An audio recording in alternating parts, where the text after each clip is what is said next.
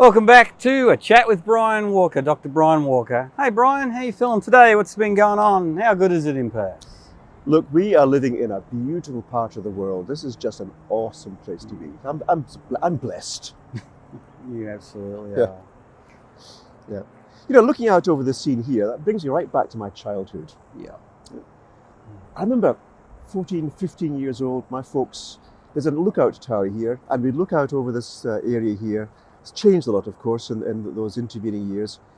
But so whenever I see this, I'm automatically drawn back to my mum and dad, long since passed. But it's actually really very evocative for me. It's pretty, I love it. pretty amazing, right? You Yeah. know, and I know that you're a person who lives a life of gratitude because I've known you a long time. And what are you grateful for the city of Perth? I mean, what's the city of Perth given you? Oh, look, when I was in Hong Kong and Yeah. people said, where are you going? I'm going back to Perth, where I grew up. Yeah. They said, why Perth? It's the most boring place in the world. And I said, you do not know Perth. No. This is probably the best place in the world to live. I mean, apart from the amenities here and the beauty of our nature, Yeah. we've got so many opportunities. Yes, we're the furthest, remotest we're the remotest capital city in the world. That's true. But we are the center of the universe here. Absolutely. We have everything that we could need, and we've got safety, and we've got clean air, we've got clean water, look, this is one reason why I'm so happy to be in politics, to look after what we have here, be thankful for what we've got. I love Perth. I love Western Australia. And just look at that view. Hope the audience can see that view. I'm sure they can. It is awesome and awe-inspiring. And look, we're also in Kings Park here, which is a thanks to our servicemen and servicewomen who over the hundreds of years have actually helped to keep what we have here safe, pristine. And every time I look at this park, for example, I automatically think back to my father's service, my mother's service in the Second World War, and give thanks to all those who were with them and didn't come back. And every tree, the named trees here, every time you walk past, saying thank you for all that you have done, all you gave. You gave your tomorrow that we might have our today. You know, that famous quotation there. Absolutely. This place just brings out all these emotions in me. It's all about the feels. It really is. You know, and as you've wandered around Perth over the years, what are some of the hidden gems that you can tell our audience about? The hidden gems. Yeah. Well, one of the first things which comes to mind is my old beach, City Beach. I was a surf lifesaver at City Beach.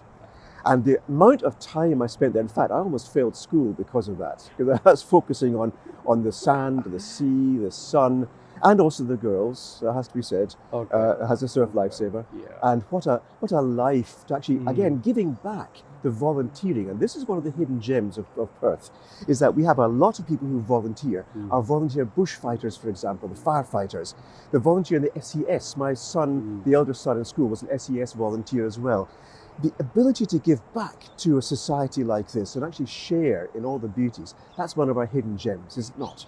It is, absolutely. Other hidden gems we've got here. Well,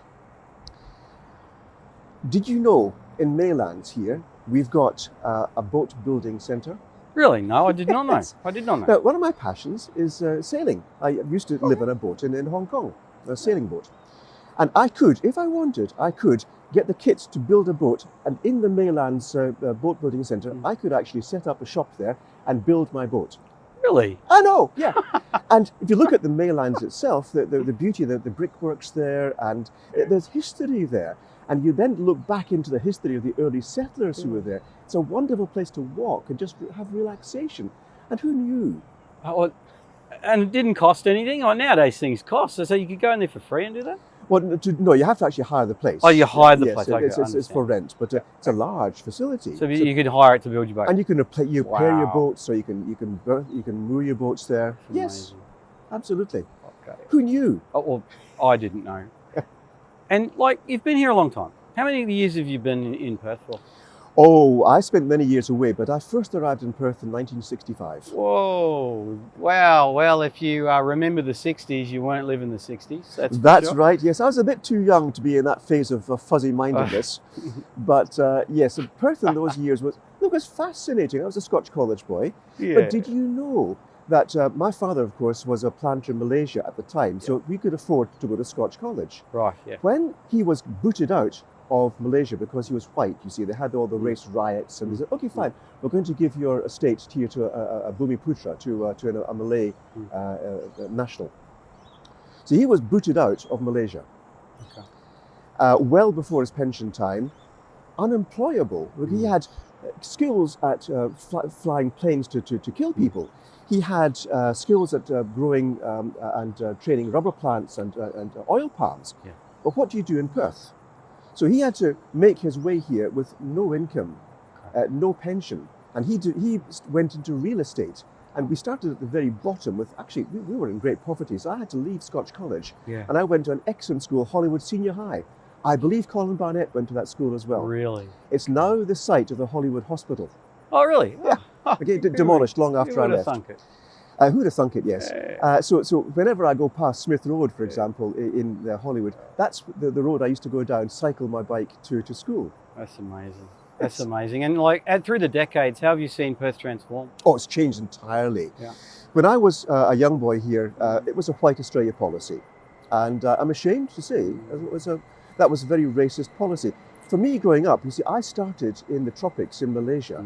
And for me, it doesn't make a difference if you're Tamil, Indian, Chinese, Malay, European. It was all one melting pot there. And we got on really well. So when I came here, Bahasa Malaya was my first language. Oh, really? Yeah. Okay. But then I realized, hang on, speaking Malay, Bahasa Malay wasn't permitted. I forgot the language that I grew up with. So purely English speaking. If you wanted to get some ingredients for, say, proper Chinese cooking, you couldn't. We had a friend come down from KL, okay, and wanted to make, a Chinese lady, wanted to make a proper Chinese meal. We went shopping, we couldn't find anything of the ingredients. Wow. When I came back in 2008 with a Chinese wife, and Chinese children, okay, I thought, how is my wife going to manage? Because without Chinese food, she is going to kill me. Absolutely, I can see that. Right, I would kill too. I wanted my Chinese food. When I came back here, all of the Asian shops, everything you could want was here. Transforming society. The whole society had been transformed for the better, I might add. And you know the beauty, when I attend the citizenship ceremonies, okay, I'm able to speak to that. I said, guys, a few years back, I was sitting where you are now, okay, having to apply for a visa to re-enter Australia, where I grew up and went to school, okay. I've been down that path. You too can follow me into whatever success I've had. And success has been granted to me in Australia. You ask why I'm so full of gratitude? I'm living it. I'm living it. Absolutely. And, you know, just before we call it a day, what about some Perth stereotypes? What are some stereotypes? You know, you've been around the world. So how do people see Perth from other countries? I don't think people really pay attention to Perth. I mean, do you remember that story about the Apollo, not the Apollo, the Gemini capsule coming over here? Was it Glenn, what's his name now, the astronaut, looking at the lights of Perth, welcoming him? That was probably the first people I'd mentioned of Perth. Really? Okay. So people say, isn't it the most boring place? What do you do there? Yeah. I mean, how far is it to get to Sydney? But only 5,000 kilometres. Okay. The next flight to Melbourne, 4.5 hours to Melbourne from here with the favourable winds. Coming back is another matter altogether. You know, so people look at this and say, you know, when they arrive and they see, for example, our beaches, you look for an icon, the Perth beaches, you can't beat them. Amazing. Okay, you can't beat them. What about barbecue by the beach? Another icon there, barbecue in your backyard. We had a 1/4 acre block in Floriat, and we grew vegetables in the backyard. We used to have, we didn't have chooks, but the people before had chooks in the backyard. That was normal Perth life in those days. Oh, absolutely. And you know, WA, I lived in Esperance for a while, and it's the only place I've gone where I can go to the beach, white sand, and there's no one. No one. No one on the beach. I'm perfectly alone.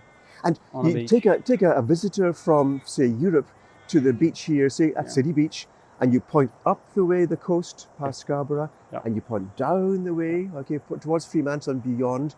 You see, this beach carries on and on and on. It's amazing. And you mentioned the Fremantle doctor, and people go, "What?" No aircon, of course, in the young days, and open the window, let the breeze come through. Yeah, Absolutely. the good old days. Absolutely, the good old days. That's right.